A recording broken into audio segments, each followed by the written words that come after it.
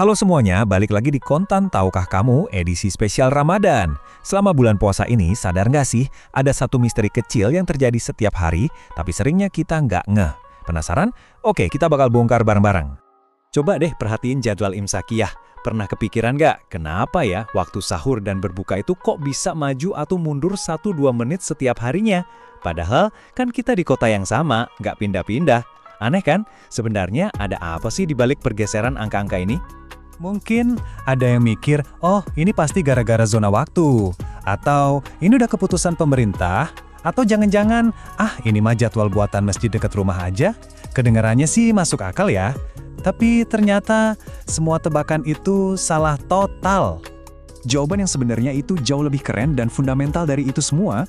Pergeseran ini sama sekali bukan tentang jam tangan atau aturan bikinan manusia. Ini semua tentang fenomena alam. Sebuah mesin kosmik raksasa yang bekerja dengan presisi luar biasa, tepat di atas kepala kita. Oke, ini dia kuncinya. Coba deh, lupain sejenak jam di dinding atau di HP kamu. Soalnya, penentu waktu puasa kita yang asli itu adalah sang sutradara utama di langit. Yap, matahari. Biar gampang, bayangin gini. Jam yang kita pakai sehari-hari itu kan waktu tetap bikinan manusia. 1 jam ya pasti 60 menit. Titik. Nah, puasa kita itu ngikutin waktu alam, yang patokannya adalah gerak-gerik matahari. Dan yang namanya alam, sifatnya itu dinamis, alias selalu berubah sedikit demi sedikit. Nah, ini poin paling pentingnya. Waktu puasa kita itu terikat langsung sama posisi matahari. Dan karena bumi kita ini terus bergerak mengelilingi matahari, posisi matahari terbit dan terbenam dari sudut pandang kita di bumi itu ya selalu bergeser sedikit setiap harinya. Makanya, wajar banget kan kalau jadwal kita juga ikutan geser? Aturannya pun sebetulnya sangat jelas dan alami. Kita berhenti makan sahur itu tepat saat fajar atau cahaya pertama mulai kelihatan di ufuk timur. Terus, kita berbuka puasa pas piringan mataharinya benar-benar hilang, tenggelam di barat. Jadi patokannya itu bukan angka di jam, tapi kejadian alamnya itu sendiri. Oke, misteri pergeseran waktu harian udah kejawab. Tapi, malah muncul pertanyaan baru. Kenapa waktu buka puasa di Jakarta bisa beda banget sama di Papua atau di Aceh?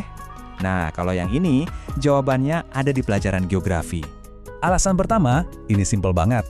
Planet yang kita injak ini bentuknya bulat, bukan datar. Ini adalah fakta kunci yang jadi dasar dari semuanya.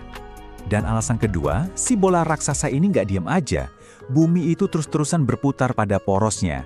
Dua fakta sederhana ini, bentuknya yang bulat dan gerakannya yang non-stop berputar, itulah yang menciptakan siang malam dan perbedaan waktu di seluruh dunia. Nah, akibat langsung dari dua fakta tadi adalah, wilayah yang letaknya di bagian timur pasti bakal ketemu matahari pagi lebih dulu. Makanya, matahari terbit dan terbenam di sana ya lebih cepat. Simpel kan logikanya? Dan perbedaannya ini bukan cuma teori loh, tapi nyata banget. Lihat deh di sini. Kelihatan jelas banget kan? Waktu teman-teman kita di Papua udah azan maghrib, kita yang di Jakarta masih harus sabar nunggu hampir sejam lagi. Apalagi saudara-saudara kita di Aceh yang paling barat, bukanya paling akhir. Ini semua murni karena posisi geografis mereka terhadap matahari. Nah, setelah kita paham sains di baliknya, ternyata ada pelajaran atau hikmah yang jauh lebih dalam loh dari sekedar pergeseran menit ini. Ini bukan cuma soal fenomena alam, tapi juga sebuah pengingat spiritual buat kita. Wah, kutipan ini benar-benar merangkum semuanya dengan pas. Puasa itu bukan soal kemauan kita. Kita nggak bisa seenaknya bilang, duh lapar, buka sekarang aja deh. Nggak bisa. Justru puasa ini adalah latihan ketaatan untuk mengikuti ritme alam semesta yang telah Allah ciptakan. Jadi sadar nggak sadar, setiap hari kita itu dilatih. Dilatih untuk disiplin, sabar nunggu 1 atau 2 menit lebih lama. Kita diajarkan untuk taat pada aturannya yang super presisi, bukan aturan yang kita buat-buat sendiri. Dan yang paling penting, ini bikin kita sadar kalau hidup kita ini berjalan sesuai dengan sebuah ketetapan ilahi yang agung. Jadi, besok pas kamu lihat jadwal imsak atau berbuka geser lagi, jangan cuma dilihat sebagai angka. Anggap itu sebagai pengingat kecil dari alam semesta bahwa hidup ini terus bergerak, waktu terus berjalan, dan di tengah semua perubahan itu, tugas kita adalah untuk tetap istiqomah dalam ketaatan.